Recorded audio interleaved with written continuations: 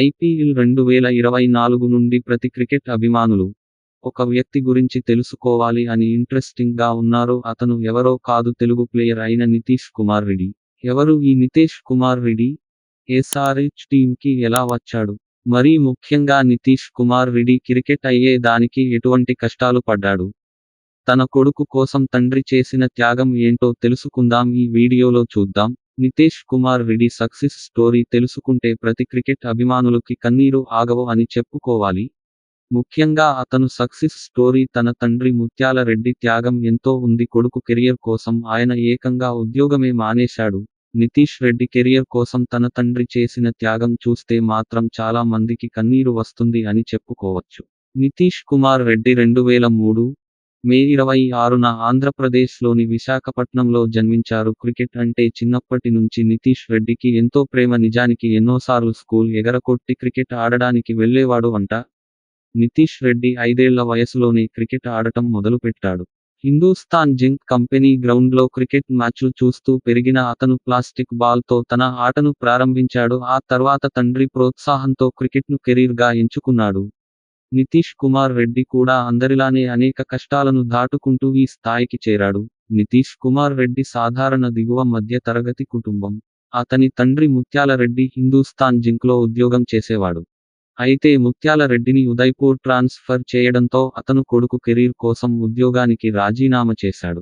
కొడుకు కోసం, కూతురు కోసం తన సేవ్ చేసిన డబ్బులు మొత్తం మిగిలిచ్చి ఉద్యోగం మానేసి కొడుకు కెరియర్లో ఒక గొప్ప స్థాయికి వెళ్తాడు అనే నమ్మకంతో తన జీవితాన్ని పక్కన పెట్టేశాడు నితీష్ రెడ్డి వాళ్ళ తండ్రి.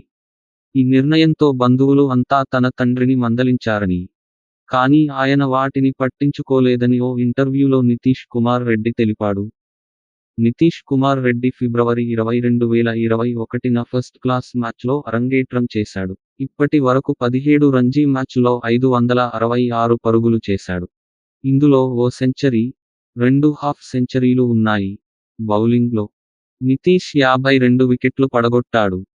ఇక లిస్ట్ ఏ క్రికెట్లో 22 మ్యాచ్లో 403 పరుగులు చేశాడు. 14 వికెట్లు తీసుకున్నాడు. ఆంధ్రప్రదేశ్ తరఫున వివిధ ఏజ్ గ్రూపుల్లో ఆడుతూ ఒక్కొక్క మెట్టు ఎక్కుతూ ఐపీఎల్ వరకు వచ్చాడు. 2020లో రంజీల్లో ఆంధ్ర తరఫున అడుగుపెట్టి గత 4 ఏళ్లుగా దేశవాళీ క్రికెట్లో నిలకడగా రాణించాడు.